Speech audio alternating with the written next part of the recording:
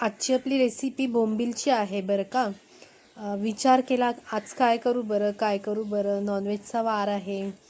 एकदा म्हटलं चिकन आणूया, एकदा म्हटलं मच्छी काहीतरी चांगली बघूयात. तर काय मच्छी मला व्यवस्थित काही भेटली नाही, पण एका मावशीकडे मला हे छान अगदी मस्त ताजे फडफडीत बोंबील भेटलेत, तर मी ते घेऊन आलेत. तर हेच मी तुम्हाला कुरकुरीत बोंबील फ्राय मी कसे बनवते त्याची रेसिपी आज मी तुमच्यासोबत शेअर करणार आहे. नमस्कार, मी प्रेरणा तुमचं सर्वांचं माझ्या किचनमध्ये स्वागत करत आहे. तर हे मस्त क्लीन केलेले मी ताजे बोंबील घेते एका ताटामध्ये. मस्त बघा गुलाबी कलरमध्ये आहेत आणि मस्त फ्रेश आहेत. तर हे जवळजवळ अर्धा किलो बोंबील आहेत. मस्त क्लीन करून घेतले आणि मध्ये काही बोंबील स्लीट करून घेतलेत. त्याच्यानंतर मी ह्याच्यामध्ये 1 चमचा हळद घातली आणि 2 चमचे मसाला घातला आहे. हा मसाला घरगुती जो मी जेवणात वापरते तोच मसाला आहे. त्याच्यानंतर आलं लसूण पेस्ट 1 चमचा घातली आणि आगळ 1 चमचा घातला आहे. चवीप्रमाणे मीठ घातलं आहे. आगळाऐवजी तुम्ही इथे लिंबू पण घालू शकता, पण आगळाने एक वेगळीच चव येते. मस्त मालवणी स्टाईलमध्ये हे मी बनवत आहे बोंबील. खूप छान लागतात. आता मी हे सर्व व्यवस्थित मिक्स करून घेते. बोंबलाला सर्व मसाला व्यवस्थित लागला की मस्त छान बोंबील अगदी टेस्टी लागतात. आता इथे काही जण हे बोंबील असेच मॅरिनेट करून अर्धा तास वगैरे असे ठेवतात, पण मी काही ठेवत नाही. मला असं जाणवलं की त्याला मीठ लावून आणि मसाला लावून ठेवलं की पाणी सुटतं, कारण ऑलरेडीच बोंबलामध्ये भरपूर प्रमाणात पाणी असतं, त्याच्यामुळे तळताना खूप त्रास होतो. आता मी इथे एक छोटी वाटी भरून रवा घेतला आहे, 1 छोटी वाटी भरून तांदूळाचं पीठ घेतलं आहे आणि 1 सेम वाटी भरून मी इथे बेसन घेतलं आहे. हे तिन्ही जिन्नस मी एकत्र मस्त मिक्स करून घेते. बेसनमुळे पण खूप छान चव येते बोंबलाला. तुम्ही नाही घातलं तरी पण चालेल. आता मी हे बोंबील ह्या मिश्रणामध्ये मस्त कोटिंग करून घेते. याच्यामध्ये मीठ मसाला काही घालायची गरज नाही. ऑलरेडी आपण बोंबीलला मस्त मीठ मसाला लावलेला आहे, त्याच्यामुळे ते एक्स्ट्रा खारट तिखट होण्यापेक्षा हे असे बोंबील खूप छान लागतात. तुम्ही एकदा नक्की ट्राय करा.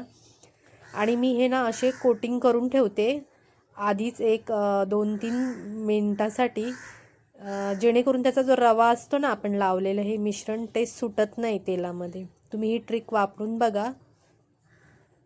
आणि सगळ्यालाच मी आता हे लावून ठेवणार आहे. 2 बॅचमध्ये फ्राय करणार आहे. तर लावून ठेवल्यामुळे मस्त रवा बोंबलाला कोट होतो, त्याच्यामुळे आपला आपण जेव्हा बोंबील फ्राय करायला टाकतो ना तेव्हा तो रवा तेलामध्ये सुटत नाही. आता इथे तुम्ही बोंबलाचं जर तुम्हाला पाणी पूर्णपणे काढून घ्यायचं असेल तर याच्यावर काही वजन वगैरे ठेवून पण पाणी काढू शकता. त्याच्याने पण तसं बोंबील पण छान लागतात आणि अशा पद्धतीने पण बोंबील खूप मस्त लागतात. तर मी नेहमी असेच बनवते, आम्हाला असेच आवडतात. सॉफ्ट आणि थोडे ज्युसी पण लागतात. ते पाणी काढून बनवलं की थोडं आपलं ते सुकं सुकं लागतं, म्हणून आम्ही असंच करतो. तर आता पॅनमध्ये घालताना बोंबील एकदम जास्त घालायचे नाहीत. जास्त गर्दी झाली ना तर मग ते परतताना खूप त्रास होतो. आता गॅसची फ्लेम मीडियम होती, जास्त पण कमी नाही आणि जास्त पण मोठी नाही. आता मी इथे मस्त परतून घेते. एका साईडने बघा छान तळले गेलेत. आता मी परत पलटी मारून दुसऱ्या साईडने पण छान अगदी तळून घेते. या बोंबीलला ना मंडळी बॉम्बे डक पण बोलतात. तर आता बघा ही पण बाजू छान अगदी तळून झाली. तर मी काय करते, 1-2 वेळा चांगले दोन्ही साईडने खरपूस असे तळून घेतलेत. त्याच्यामुळे बोंबील आपले खूप कुरकुरीत होतात आणि मस्त लागतात. आणि हे बोंबील गरम गरमच खूप मस्त लागतात. तुम्ही एकदा नक्की ट्राय करून बघा.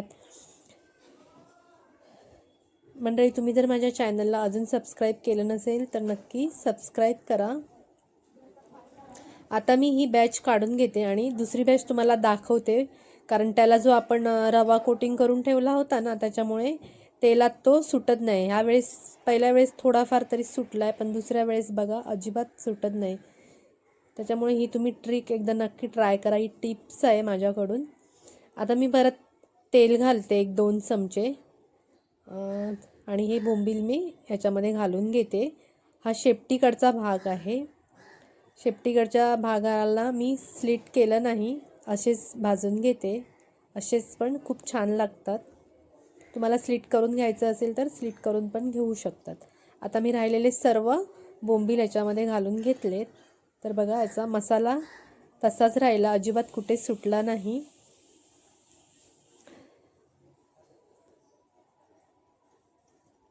हे बघा आता. आणि ह्याला बघा तेल पण कमीच लागलं आहे. पहिल्या वेळेस मी 3 चमचे टाकलेलं आणि आता त्याच्यानंतर 2 चमचे टाकलं आहे तेल.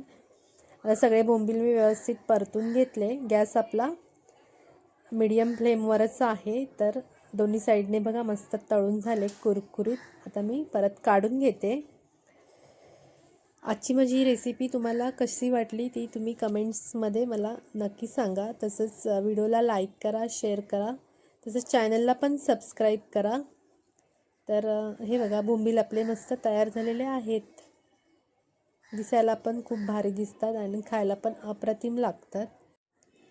परत मी भेटेन तुम्हाला एका नवीन आणि इंटरेस्टिंग रेसिपीसोबत. रेसिपी पाहिल्याबद्दल तुमचे सर्वांचे मनापासून धन्यवाद. Thank you so much.